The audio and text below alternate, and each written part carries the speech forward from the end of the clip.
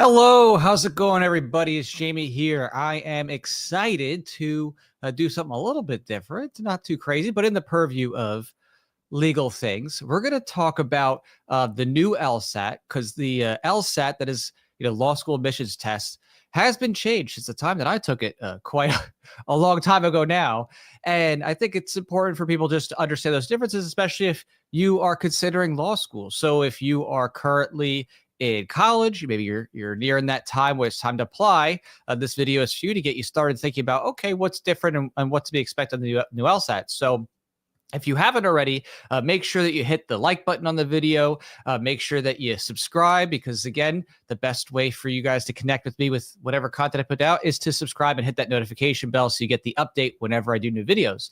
And, of course, if you're here for that journey of law school and you're kind of curious about what things might help you along the way, you subscribing, that incentivizes me to do more videos on how to do well with both law school application and law school exams themselves, going through the classes and doing well there as well. So without further ado, I'm going to pull up my presentation here talking about the new LSAT.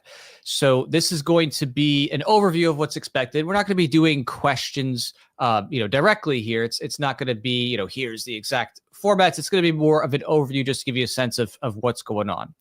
So the new LSAT has made some significant changes from its prior testing format back when I took it over a decade ago.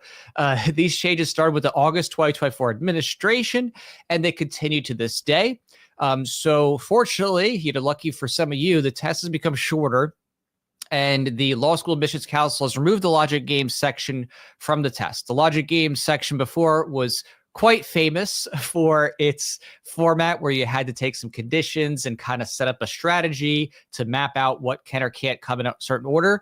Certainly it was a very learnable thing. It was one of the ways that people really boosted their score before, was learning how to game the games. But that unique legendary section is no more.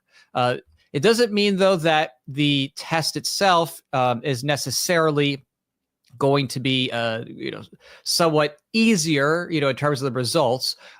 There is definitely a standardization they did where they compared both the new format and the old to see how do people perform, and they, essentially ballpark the same. So even though it's a little different, they believe that the outcomes are nonetheless still comparable. So the old LSAT, this is the pre-August 2024, and had one analytical reasoning, that is logic game section, two logical reasoning sections, one reading comprehension, one in scored section variable, one in scored writing sample.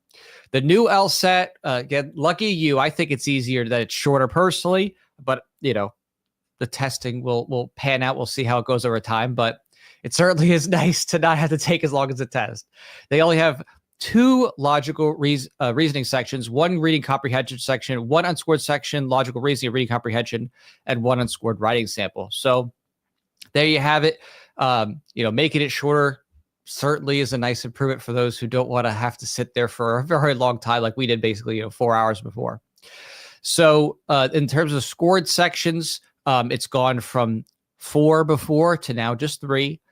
The logic games was, of course, scored. There's no more logic games. It's now just replaced with the logical reasoning section, the additional one there. The total before was 5 sections. Now it's 4. The test duration before was approximately 3 hours. It was a pretty long time. Now it's 2 hours, 25 minutes.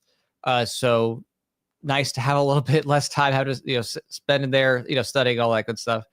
There's no change in the scoring scale. It's still out of a 120 to 180. With a running score that they basically keep everybody's scores on a running scale in terms of their comparatives and their percentiles. So the writing sample continues to be unscored.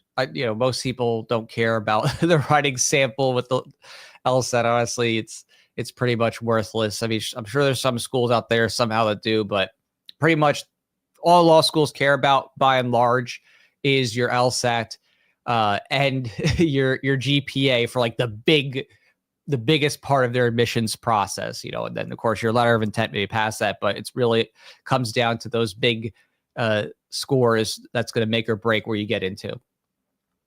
So with the logic games removed, the core studying strategies now revolve more around reading comprehension, dissecting arguments and paragraphs.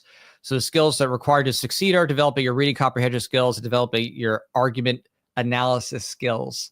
So you're really more focused, I'd say this time in terms of what you're looking at. It's a bit more, straightforward, I think, in terms of how you're just looking at, narrow paragraphs at a time and doing questions related to it. I personally think that it's in some ways, I think it's easier because, I think that it's a bit more narrowly focused, whereas like with the logic games, you had to take a big set of facts and then apply to a bunch of different questions. But at least from what they're saying, what they show so far, they say that the scores are still roughly the same, basically the same. So when it comes to question types, logical reasoning has certain types of questions that flow from there, and so does the reading comprehension section. So with logical reasoning, there's assumption. That is where you identified unstated premises, strengthen or weaken, evaluate the argument's impact, flaw, where you spot logical errors, inference, where you draw conclusions from evidence, parallel reasoning, where you match argument structures, principle, where you apply or identify general rules, paradox, where you resolve apparent contradictions. So we're not going to go into these as specific examples, but these are the kinds of questions in the logical reasoning.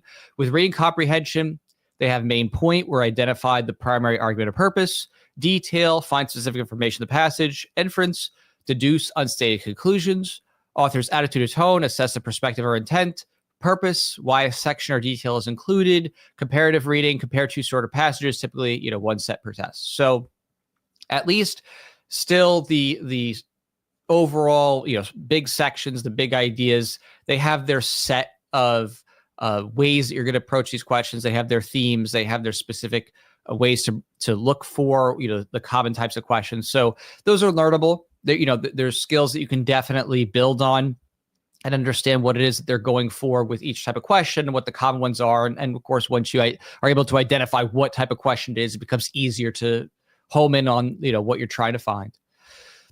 So, if you're looking for any type of LSAT study help or a law school application coaching mentorship, you could definitely reach out to me at FLA Tutoring. That's FLA Tutoring, TUTORING @gmail.com. I definitely help out lots of people with their law school admission plans.